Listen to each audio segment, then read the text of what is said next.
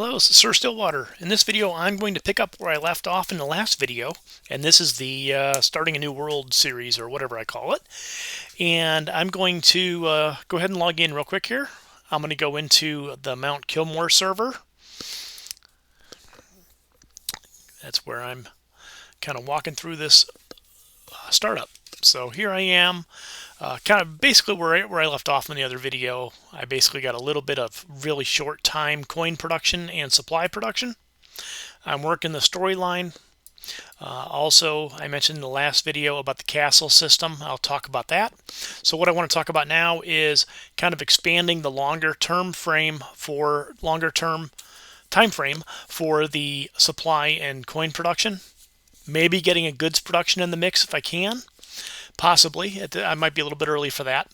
And then also doing a little bit of arrangement of the city to make maximum efficiency for the space that I have to keep the coin and supply rolling. And then also I'll do a little bit of work on the continent map, and I will also talk about the storyline. So glad a lot going on here.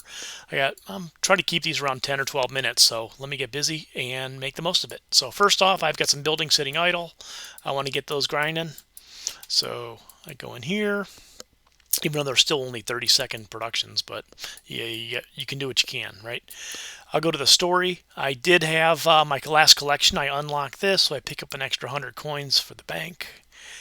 If I build 3 trails, I get 300 coin, which I'll do that in just a second. And then you notice I get a stone thrower if I acquire this sector over on the continent map.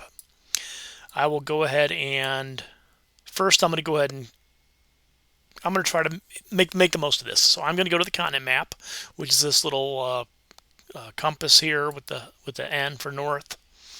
I click on that. I mouse over Dunersund, or however you pronounce that. I need to finish this, so I go here. I'm going to go and infiltrate and attack. I've got 6 to 3. Whoops. And auto battle it. And sounds good. Good. I completed that. Back to the overview.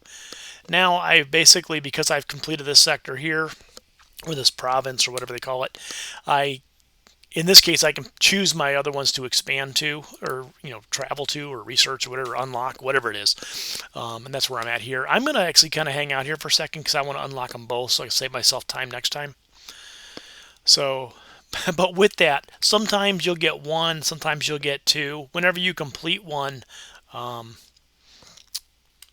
especially real early on, you'll automatically be able to unlock the next one, and then it'll tell you what you can get for completing it. In this case, it'll be an expansion. This one happened to be the deposit, or the boost for stone production.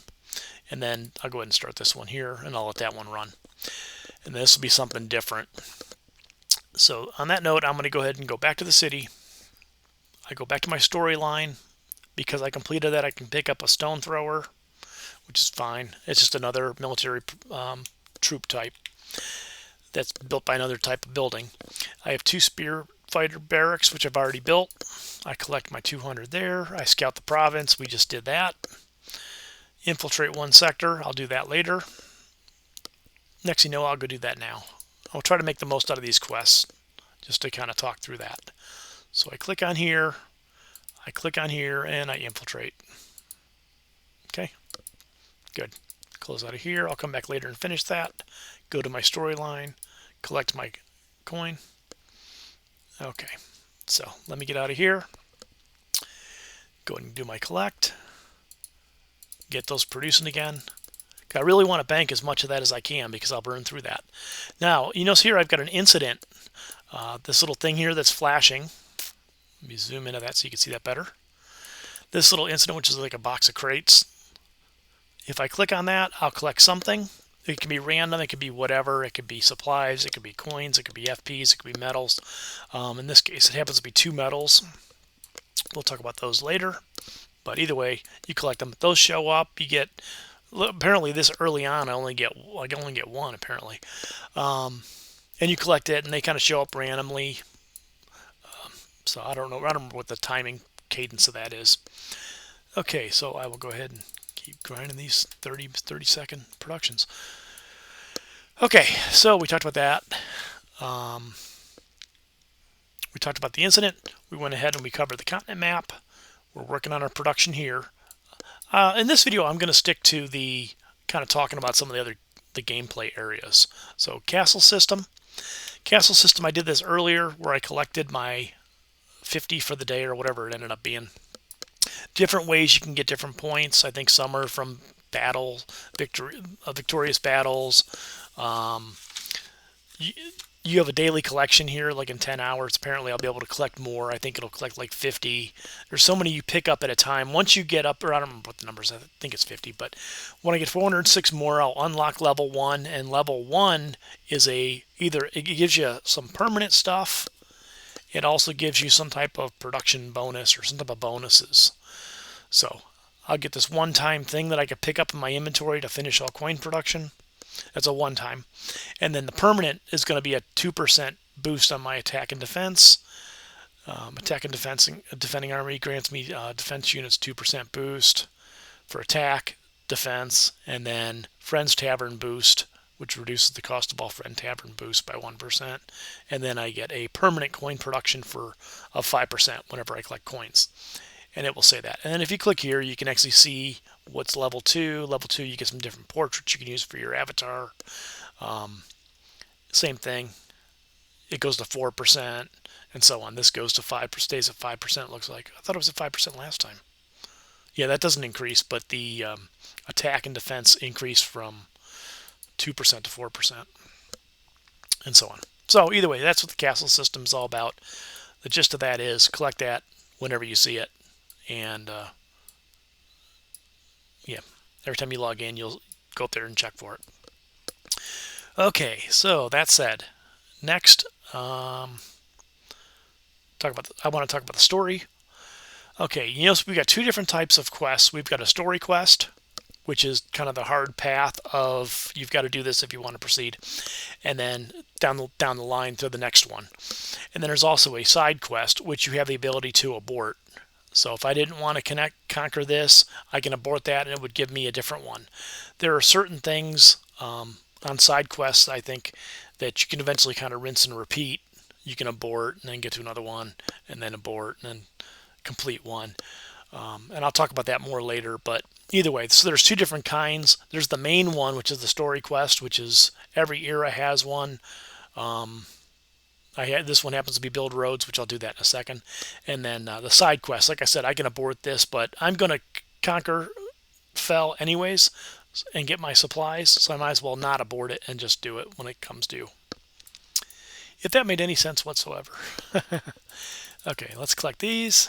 Okay, and last thing I want to do here, I'm still doing pretty good on time, is I want to go ahead and make the most out of my footprint.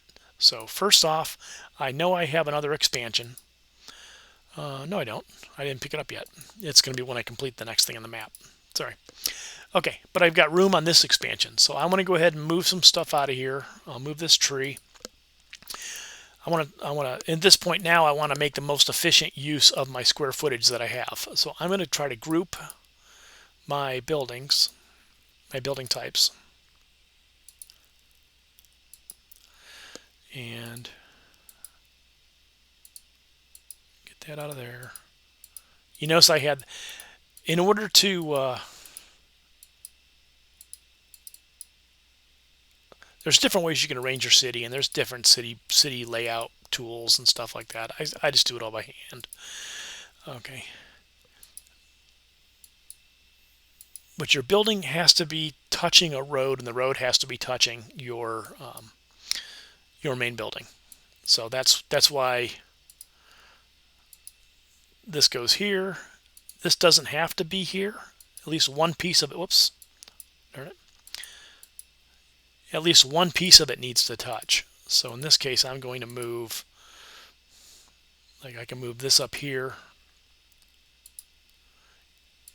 That counts. That's a big one. This produces some coins, so actually I'm going to put that there. Okay. because this longhouse actually does some decent production. It's 120, and I don't remember what the time frame on that was, 10 minutes maybe. So that's pretty good production. Personally, I like to stack up a whole bunch of coin production in one area, and then I like to stack up the goods production on the other side.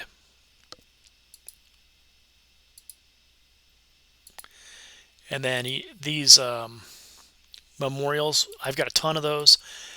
Since I have a stone circle, I really don't need those, so I can go ahead and I'm going to leave that there for now. Put that there.